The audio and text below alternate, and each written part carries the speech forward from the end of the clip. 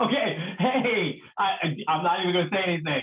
Hey, welcome everybody. This is Kenny N Kenny squared. with the Sports on the Positive Tip podcast. Kenny, what's happening, sir? How you doing? Oh, it's been kind of a wild few days here. Oh man, we got so much to cover. Let's jump right in. Um, Yeah, yeah, let's jump right in. So we'll start with football, even though that's not probably the biggest story right now. A lot of COVID stuff, baseball, NBA. We're gonna cover it all real quick, but got to start with football. You're there in Cleveland. This is where I love to start. Even though we should probably start that the Jets and Giants both won, which was good. Well, we'll take the win. But let's start there in Cleveland. What's going on? The Browns lose a tough. That's a tough loss with to the Ravens. The Ravens are a really good team. I mean, the Browns battled, they fought, and kind of last minute, Lamar pulls it out. What was the thoughts there in Cleveland with that loss to Baltimore? really to me, when you get 4 interceptions in a game, regardless of who it is, especially a guy like Lamar Jackson, who after about the second or third one, you could tell he was rattled. Like, you gotta win the game. The defense played tremendously, and that had been a problem previously in the season, especially giving up 30, or what was it, 40 points to the Chargers, not being able to hold down the Chiefs early on in the season. Yeah. The defense is rolling now, and the Browns still couldn't seal the deal with the offense. I'm gonna keep saying it. It seems like Baker is hurt.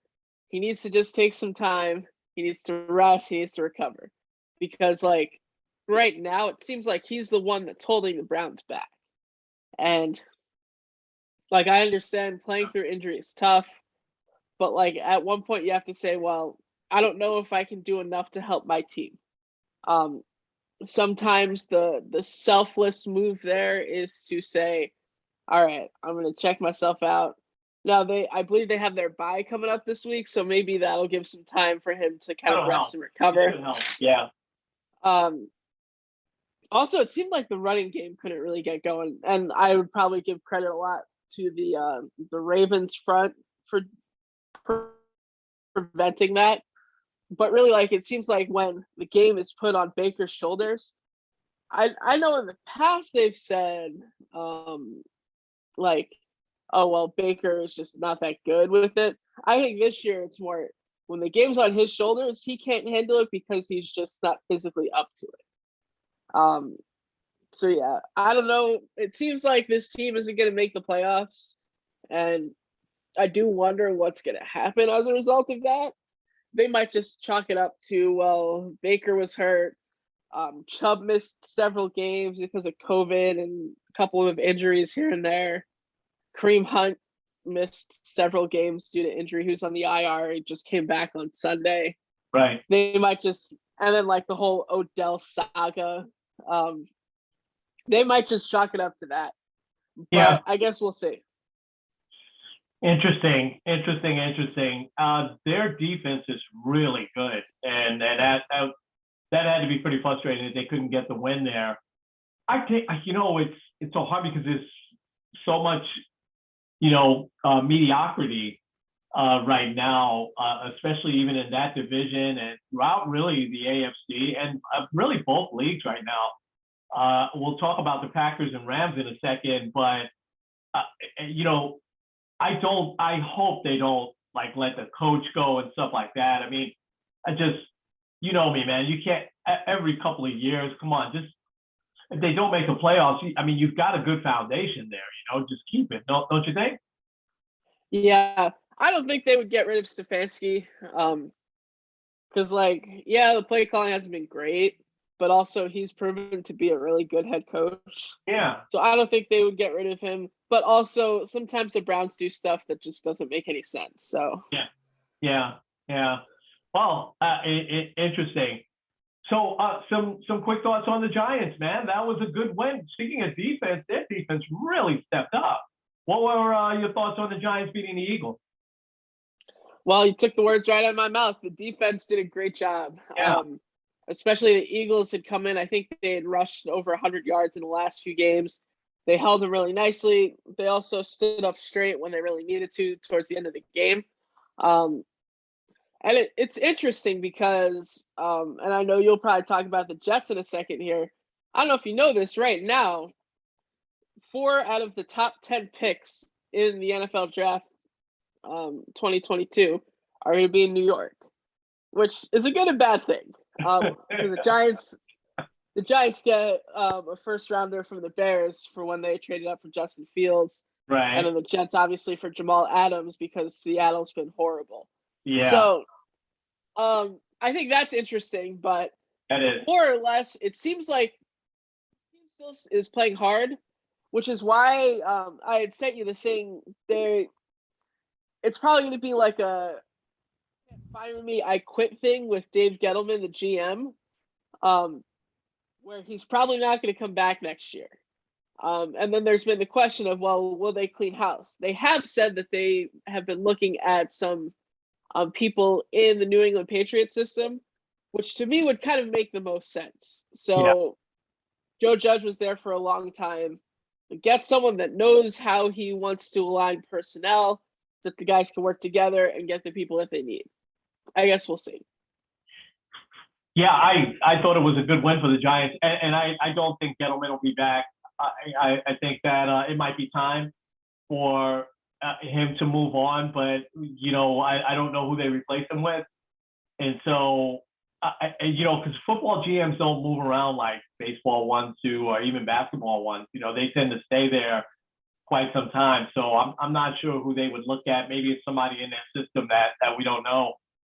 I like what the Giants did. The person that I'm still concerned about is Saquon Barkley, who just doesn't seem himself. It's even in a win like that, which was kind of a grinded out win. You can use a guy like him, but he just doesn't seem himself.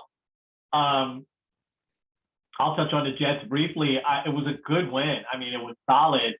They played excellent in the second half. Their defense also stepped up in the second half, and Elijah Moore is really developing into a big time playmaker. Again, I don't want to be on the negative tip, but I always worry because every time the Jets develop a playmaker or a really good player, Robbie Anderson, Jamal Adams, people like that, they tend to trade. But this guy is really he's showing me a little something there. I mean, the quarterback was okay. I thought that the defense really won that game. I mean, Houston has a lot of issues. Just kind of weird, man. It seems like only a couple of years ago they were like the up and coming hot team in the NFL, but with hot coach and obviously the hot quarterback. But it's amazing how quickly things can change in sports, So it was a good win for the Jets. I thought their head coach took a couple of good chances. I like what he did with a few things, and was going to kick the field goal and then change his mind, called the timeout, went for it on fourth down.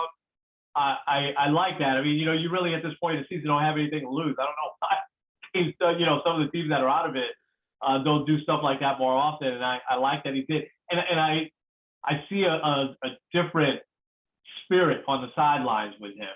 He's engaged with all the players. I think they got something special with his head coach.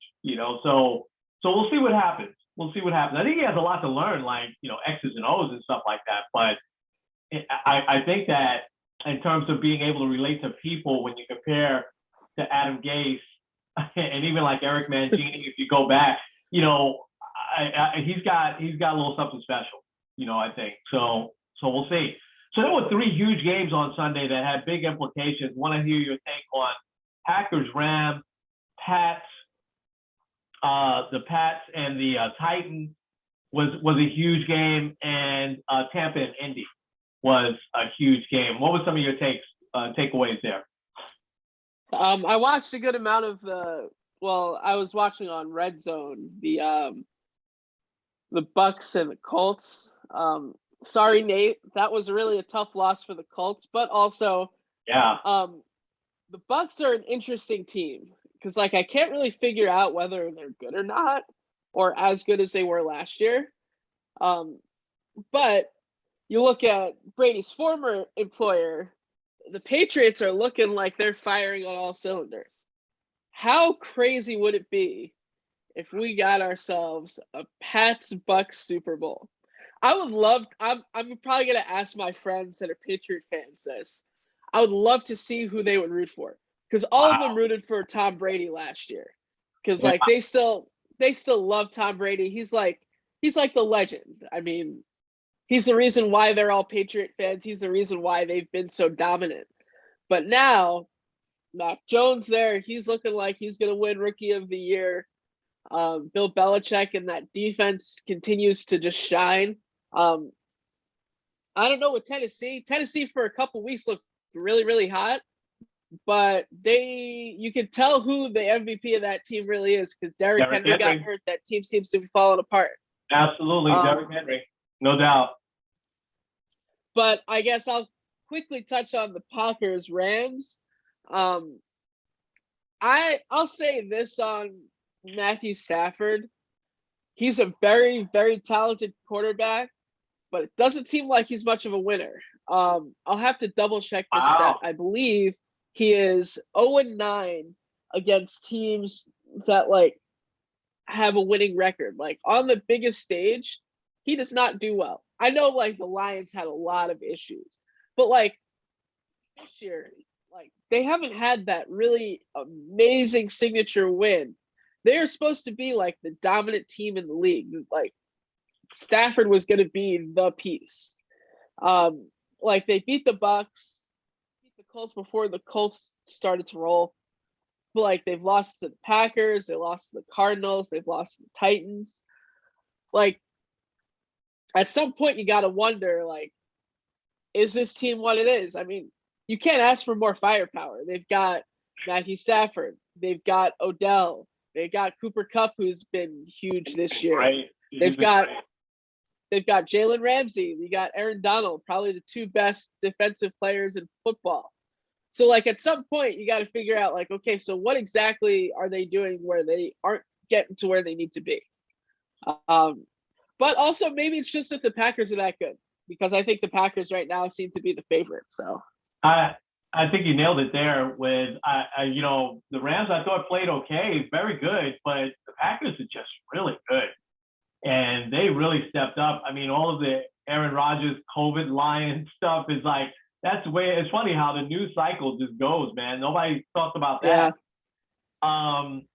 Yeah, I just think the Packers are really good, but the Rams, it's almost like at least conference championship game or bust for them this year, right? And it should be Super Bowl, and they were my pick, right? It still are. But you're right, yeah, Stafford is very inconsistent. I'm really surprised at his inconsistency and how well he played early, but not so much now. And maybe again, it's hard because I mean, you'd have to go through Green Bay anyway, I think, to get to the Super Bowl if you're in the NFC. So they got to be able to go in there and beat them. And they came, start of fourth quarter, they made that run. And but the Packers they're just really, really good. Aaron Rodgers he's also gotten better with age. I don't think he's gonna want to like Tom Brady who's playing. How old is Brady? 44.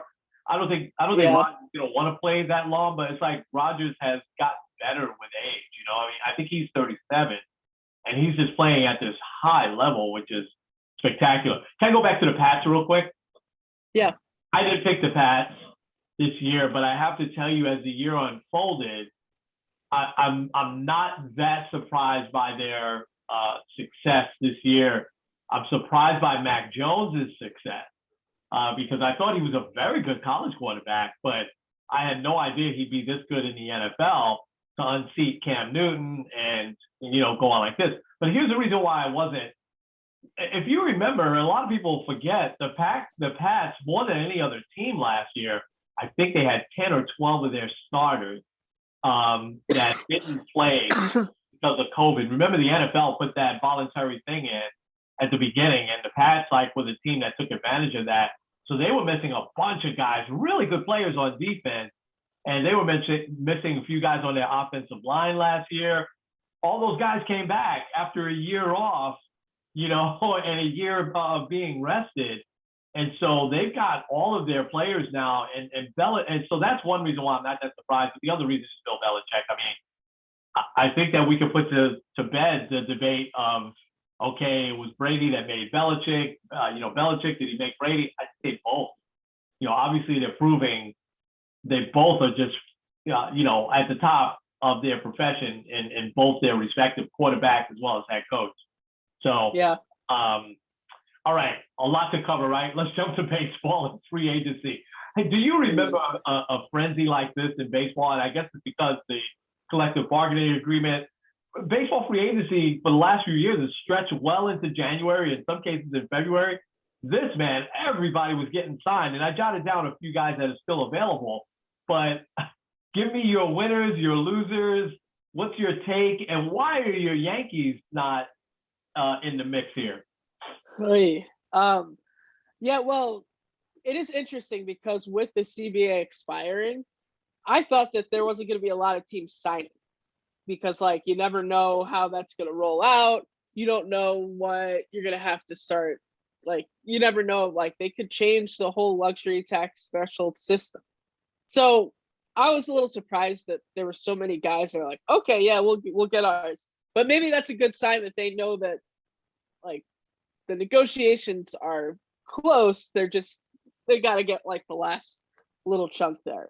I think the big winners are probably the Texas Rangers, which, by the way, that they've spent more money than any team in free agency ever. I didn't know that, but I could have guessed that. Wow. Because obviously signing Corey Seager and Marcus Semien to those big deals, but they also signed John Gray, which I think is kind of one of those sneaky signs. And it makes me think, why did they trade Joey Gallo? Because imagine if Joey Gallo was on that team too. But yeah. Well, then again, I don't know. Joey Gallo bats 200 and strikes out a billion times, but yeah. But it isn't. I think they're probably the biggest winners. I think also very sneakily, Toronto is a big winner, which kind of scares me. Yeah. They got Kevin Gausman. They also extended Barrios. They've got a pretty good rotation, and they've already had a really good lineup. Obviously, they lost Semien, but I mean, Vlad Jr. is still very good. Bo Bichette's still very young and up and coming. Kevin Biggio as well. So Teoscar Hernandez too. So that's probably the team that I'm like, oh gosh. Yeah. Biggest losers might actually be the Dodgers. Within 24 hours, they lost Max Scherzer. They lost Corey Seager. And also they found out that Max Muncy has a torn UCL. So he's probably going to be out for 2022 or most of the year. Wow. But they are the Dodgers. You could easily go out and sign Trevor Story. You could sign Carlos Correa. There's been a little bit of connection to that, maybe looking at Freddie Freeman. So the Dodgers will probably be fine. As far as the Yankees go, first of all, kind of on the elk now that they aren't going to sign one of the big guys that are left. Mainly at least right now, I should say. Number one, I think they are concerned about the CBA because they are very big on like, are we staying over the luxury threshold? Are we not? And if it changes drastically, I think they might start to pull out. Another thing too, they have a few big contracts out there, but there is one that I would prefer them to go after over the shortstops, and that's Aaron Judge. If they only have room for another like $300 million guy, you got to sign Aaron Judge. Yeah, I agree.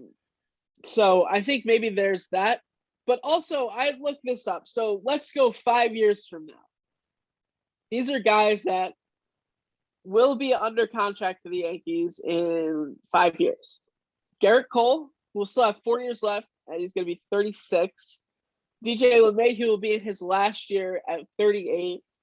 Stanton will have 2 years left and be 36. Judge, assuming that they extend him, will be 34. And Hicks will have a team option. It will be 36. All of those guys have a lot of question marks. DJ LeMahieu is going to be close to 40. Pitchers late in contracts like that usually look pretty bad. Judge and Stanton, had health issues up until this year anyway. Imagine adding on 500 games, several thousand at bats. That kind of concerns me. And Aaron Hicks is already like an old guy anyway, hasn't played a full season in years. Yeah. So I think you want to add another, because you look at some of the big guys later on, like Corey Seager would be 32 and he's still gonna have 5 years left. Carlos Correa is also 32. Marcus Semien in 5 years is gonna be 36. Trevor Story 34. Javi Baez 33. Freddie Freeman will be 37. Joey Gallo, if the Yankees decide to keep him, I don't know if they are, because that'll make a very crowded outfield, but he'll be 33. You have a lot of guys north of 30, and they have those two shortstops. So they've talked about maybe going after Isaiah Kiner Falefa. There's been like kind of the half joke of them going after Andrelton Simmons, but I don't know. Someone also suggested, and I wouldn't be mad at it, bringing back Didi Gregorius for a couple years. Yeah, good player. Yeah, Didi's good. So, wow. So I don't know what they're gonna do, but honestly, at this point, to me, it would make more sense to first sign Aaron Judge. They've talked about that they're obviously going to get a shortstop, because you don't designate for assignment Tyler Wade, who's been a good shortstop, and Andrew Velasquez, who started the wild card game. Yeah. If you don't have a plan to get a shortstop again. The New York guy. Yeah. Yeah. So they're obviously going to get a shortstop. I don't know if it's going to be a big tier guy or a small tier guy, but right now I'm thinking they might lean towards that stopgap because they have those two prospects that are coming up. Yeah. Wow. So you really have thought the Yankees through here for 5 years down the road. They're in an odd position, the Yankees, because they're right at the cusp, I think, of getting back to the World Series. But I totally agree with you. If I'm going another $300 million contract, I'm definitely going Aaron Judge. I absolutely, how I feel about the homegrown players, and I think that would be a great move to lock him up, now, as opposed to letting him, get to free agency or anything like that, right? So, I think that the Yankees do have some work to do, though. I'd like to see them get Trevor Story. I was telling you that yesterday. I think that while Correa is probably a better player, I think Trevor Story would just be a better fit. He's an excellent player. He's one of the guys that's still on the market. So Chris Bryant is still out there. Freddie Freeman is still out there. Chris Taylor for the Dodgers is still out there, who is Mr. Clutch in the postseason every year. And he always puts up these really solid numbers during the season. So I think it's been really, really interesting. What was interesting to me is that the Marlins spent the money and the Tampa Rays spent money. So I guess a lot of this is coming from the profit sharing that the bigger teams have to do. I guess the TV money. It's so funny. I don't know how baseball can afford to pay all these guys $200 and $300 million over these years, but they're figuring it out. What did you think? You know how I felt. I feel great about the moves the Mets made. I think they still need to get one more pitcher, and I'd like to see one more bat. I can tell you right now, I'd love to see Chris Bryant. I've wanted him from the beginning. I'm not too upset that Javi Baez is gone, although I would have loved to have kept him. He's a very unique player, but it didn't feel like a great fit from the beginning. And I think he's going to do extremely well in Detroit, by the way. I think there'll be, not a ton of pressure on him at first. I think they'll kind of build him up as the heir apparent to, Miguel Cabrera. And he'll produce. I think, that's a big ballpark. He'll hit into the gap. I think, and he's a very dynamic fielder and player. So I think he'll do well there. But I think the Mets need one more bat. If you get Chris Bryant, you don't have to worry about third base. You can put Escobar at second, or rotate him with McNeil. There's a lot they could do if they, and he's also very versatile. He can play in the outfield, so he's the guy that I still want. I have no idea who they're talking to. And Marcus Stroman. I think if you get those two and lock them up, I don't know that they can afford it. Since they gave all that money to Max Scherzer, which well deserved. I mean, I don't know if he should be getting paid $43 million a year at his advanced stage either, but the guy certainly is not showing that he's getting old. I mean, he had a great year last year, and he's clutch. He's been clutch in the postseason. He's had a great career. He's tough. Him and DeGrom at the top of the rotation doesn't get much better than that. So I'm happy with what the Mets did. I love Starlin Marte. He's a guy they wanted for a long time. Canha is a decent player, and I think Escobar had his best year last year. So we'll see. I think they still have a lot of moves to make, but here's what's quietly hasn't happened. They still haven't named a manager. Oh Right? yeah. Yeah, we still. Buck Showalter is definitely sitting by the phone. He'll probably pick it up on half a ring. Yeah, I'll be right there. Come on. And I would think that this guy from the Angels, their GM, who's done a good job so far, I would think that he's got to have Mike Scioscia's number, right? Dial him up and see what it would take to get him, here. And last time I checked, Bruce Bochy hasn't taken a job, right? Yeah. Yeah, those are all older guys, but you know what? Bring them in, bring one of those guys in, let them groom somebody younger for the next 2-3 years. I'll take any one of those three. I think if you go with an inexperienced guy at this point, I don't know, especially as your expectations for this team has now really grown again. Yeah, and when it comes to the older guys, Dusty Baker made the World Series at however old he is. Yeah. Tony La Russa turned the White Sox around. Yeah. I don't think getting an old guy is bad. No, not at all. I agree. We could bring back Jerry Manuel, maybe. He's got to be. Yeah. Terry Collins probably could still manage, even though he's up there in age too. It's been so much fun with baseball. It's almost like fantasy league or something where these guys are changing teams. So you're saying Texas is the big winner? I would say so. Listen, if those guys are going to produce, I think Simeon, anywhere he goes, he's been hitting. Like crazy. He's just an unbelievably quietly very underrated player.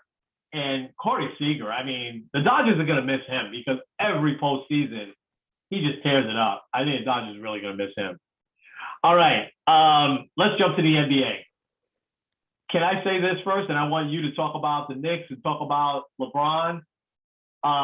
The TNT just does it right, man. And I wish it was still my days of being able to stay up and watch these double headers. But how good is that on a Tuesday night? You got Knicks, Nets, and then you got Warriors, Suns this early in the season. And while you can't tell, these games seemed like postseason games. And I only saw a few minutes of Warriors, Suns. I probably saw the first quarter, but Knicks and Nets, what a game last night. Obviously, we didn't win it, but how could you not enjoy a game like that last night? And TNT, just the way they have it covered, it's so good. They're just really good at what they do. So yeah. So give us some overall thoughts on the NBA and the Knicks Nets last night and how Phoenix and Golden State. I think Phoenix went the whole month of November without a loss. It's so good. It's unbelievable. Yeah, I believe it was Devin Booker tweeted out "No loss November," and I'm like, "Yep, that's insane." Yeah. Really, and I think it's fun because you wouldn't have thought this at the beginning of the year, but it's very possible the Western Conference Finals could be Phoenix against Golden State. It could be a lot of fun. Oh yeah. I think overall in the NBA, it seems like you're still getting that. Who's a good team, who's a not as good team. But I think some of the bigger teams are starting to rise to the top a little bit. Yeah. Obviously, Phoenix and Golden State are right up there. It looks like the Knicks are starting to get into – they're still trying to figure out their footing, I think.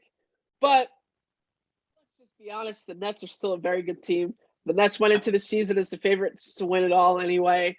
Yeah. I think number one, Julius Randle is the leader of this team. He is it's weird to say this because we wouldn't have said it a few years ago, but he is the face of the franchise. Yeah. Fourth quarter, he's got to keep his cool. Oh, yeah. And also, he's got to keep his cool in the media, too, because you don't want to get fined. You don't want to get suspended for saying bad stuff about the officiating. Yeah, I agree. Now, granted, I think on that last possession, it was probably a foul. Mitchell Robinson, still, like, a lot of times they don't call it. Kind of like on every Hail Mary at the end of an NFL game, there's pass interference left and right. But no one ever calls it. Yeah. So I understand that, but at the same time, the Knicks did put themselves in a bad deficit again in the third quarter. I think what was different, and I really appreciate it, and I like it, is that they didn't just mail it in. They came back and they finished the third quarter strong and also fought hard in the fourth quarter. But I think one of the biggest things is the Kemba Walker situation. Yeah. I understand why things have gone bad. And I will very, very much say I support Thibodeau in this situation because I feel like a lot of times I look at the Yankees who seem to be stubborn in this. I look at other teams where it's clearly not working and they keep throwing it out there just for the fact of, well, it's worked in the past. Right. But obviously Kemba Walker isn't right. Kemba Walker has a plus minus of minus 122 on the year, which is the most of any starter, anybody that started an NBA game at all this year. So he's obviously really struggled. But I'm really starting to really like Thibodeau in how he's managing games and rotations, because Evan Fournier wasn't doing well to start the third quarter. He took him out, brought him back in. The guy's lighting it on fire. He tied the game. Yeah, that was a big three. And he almost hit the one at the end. Yeah. I feel like every time he brings in Obi Toppin, it's like that immediate spark that really like lights the team up and gets them going. A couple nights ago when they had that all guys under 23 lineup, where it was Quickly, Barrett, Quentin Grimes, Jericho Sims, who was absolutely an animal. Yeah. Like, I really like that lineup. Yeah. So I think that like Thibodeau has done a good job of really managing the lineup, but also saying like the team comes first. Like, yes, Kemba Walker was like one of the bigger acquisitions. New York guy, like loved playing here, but it seems like he's probably played his last game here, barring an injury. If they pick up John Wall, I think then they'll cut him. They'll figure out a buyout or something like that. You know, and so Reggie Miller said it well on TNT last night, because Kemba Walker and Blake Griffin is in the same now situation with the Nets. He hasn't played for several games now too. But it's a long season. It was only game 21, I think, for the Knicks last night. Might have been the same for the Nets. So it's a long season. At some point, you're going to need these guys, if not on these teams, on some other team. I think they'll both get an opportunity to play. You know, I don't know what's wrong with Kemba Walker. I heard from one of my buddies up in New England and said, not surprising, you know, that Walker's on the bench because he fell out of favor pretty quickly up there in Boston. But not it's funny, but not for attitude reasons or anything like that. The guy's just an awesome person and teammate. But I don't know what's happened to him over the last couple. He definitely doesn't look like the same player. And I don't know if that's injury, it's his system. I don't know. It's really, really hard to gauge, but the same thing happened in Boston. So we'll see. But Blake Griffin, I think I think the Nets at some point, the way they get injured, that team always seems to have injuries. They'll at some point put him back into rotation or use him.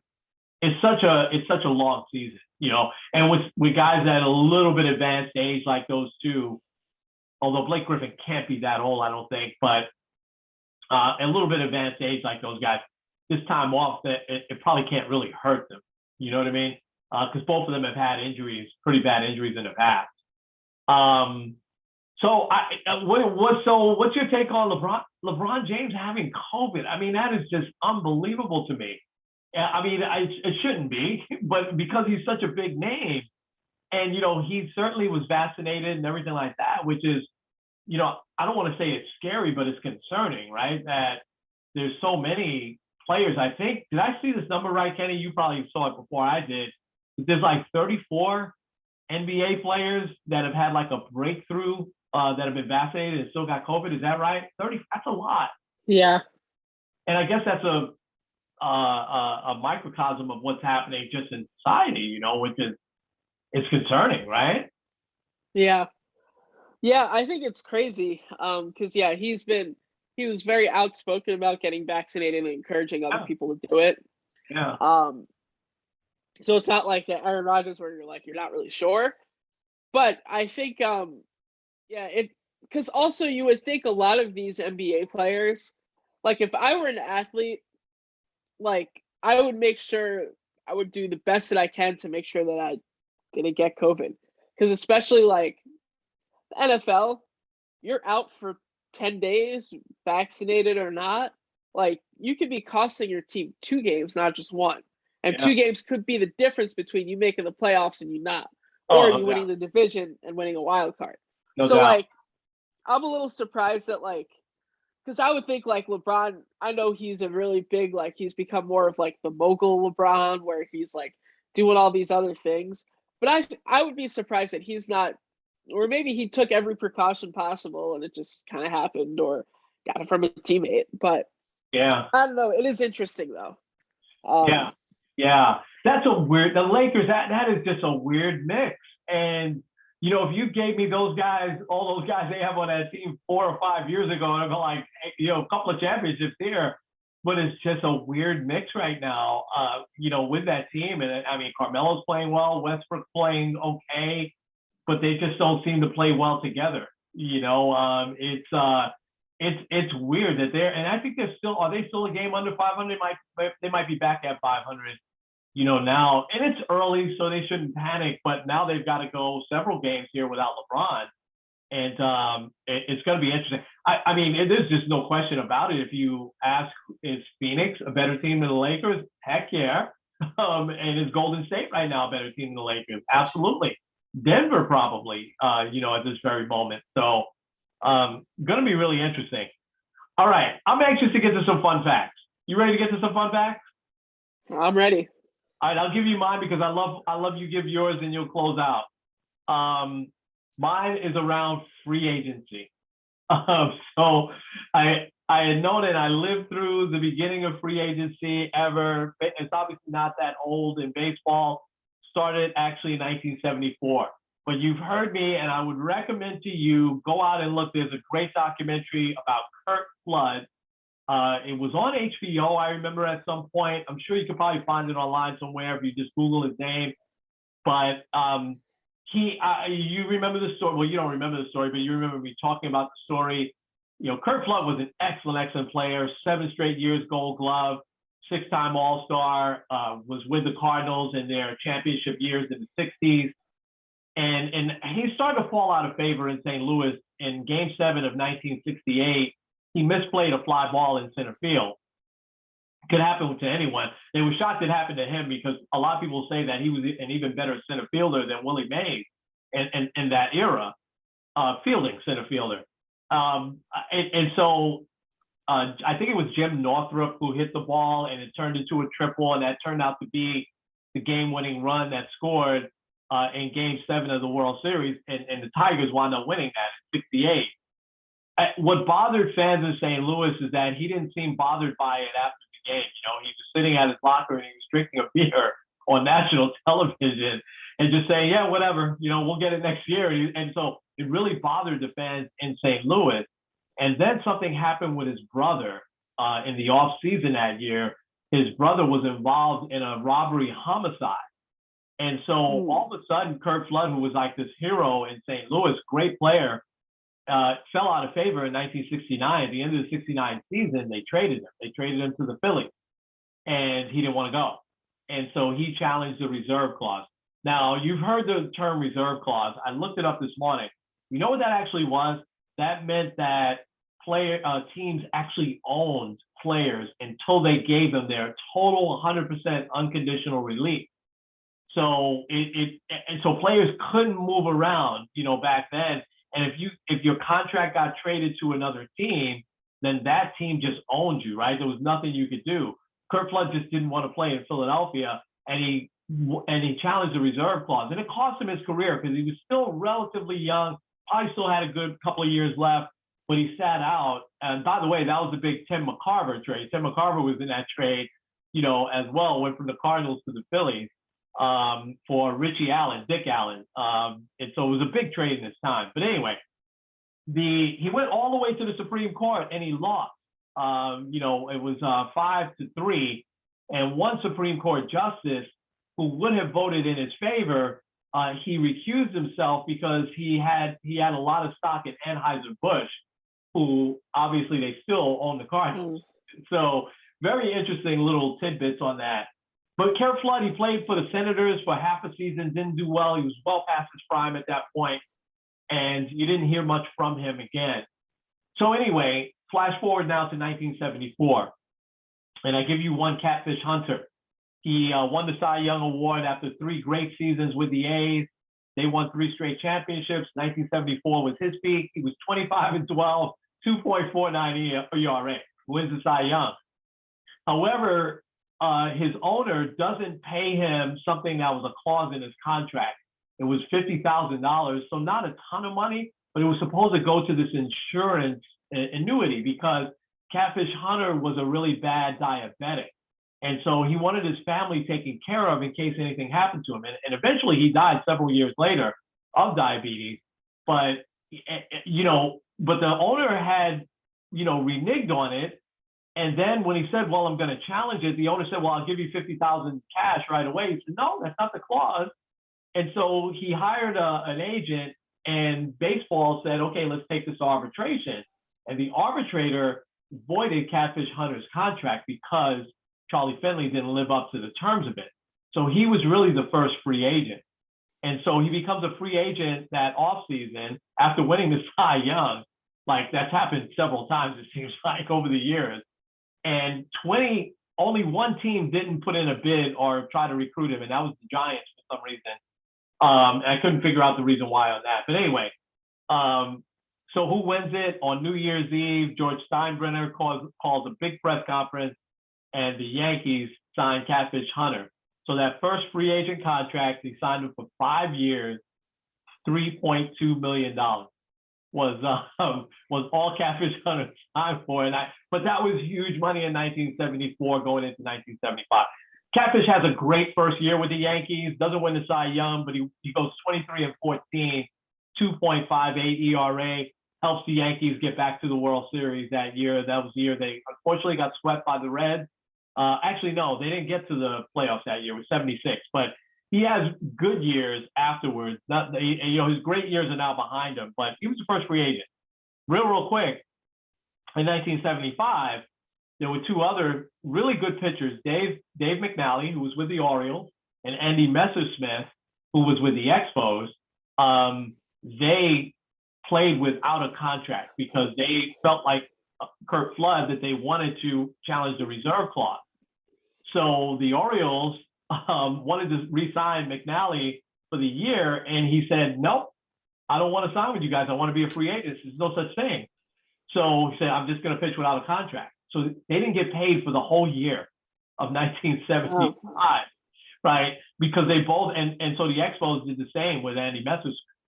And both of them, at the end of the year, an arbitrator declared them free agents. And then when baseball signed their next collective bargaining agreement, free agency was part of it. And there was a whole case of how that would be good for the game, how players could move around and stuff like that. But think about this, that reserve clause, even though Andy Messersmith and Dave McNally played without a contract in the 1975 season, because they didn't get their unconditional release from the team still owned them. They had really no other choice but to still pitch, which I find unbelievable, because to me, 1975 wasn't that long ago, but that seems like a barbaric, like slavery type, type of clause. So, and I failed to look up how much they got paid. It wasn't that much when they went to free agency, sort of like Messersmith's contract. Very good pitchers. They weren't on the par of Catfish Hunter. McNally was probably close, but his better years were behind him in the late 60s, early 70s. He was a 20-game winner several times with the Orioles. So anyway, that's my fun fact, free agency. Unbelievable how it's gone. We see Corey Seager signing a $350-something million contract. So anyway, I'll turn it to you. Fun facts and close us out.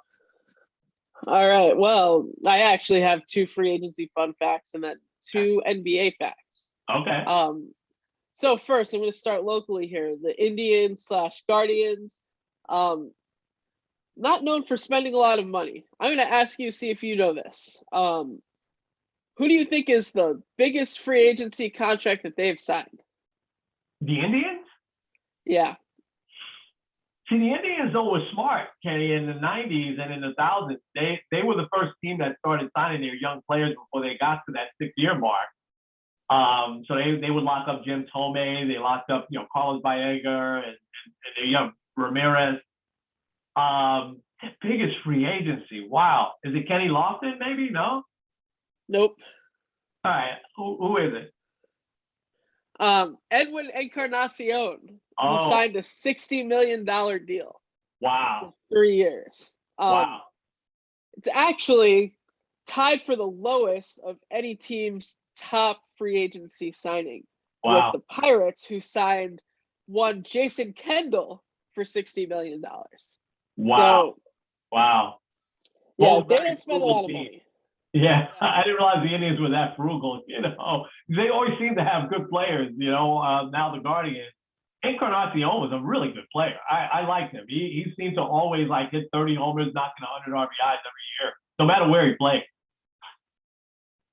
The next one, this is one I think you're going to find very interesting. So, we're talking big free agency or big signings here. Wander Franco signed that huge mega deal with the Rays, 11 years guaranteed with a 2033 club option.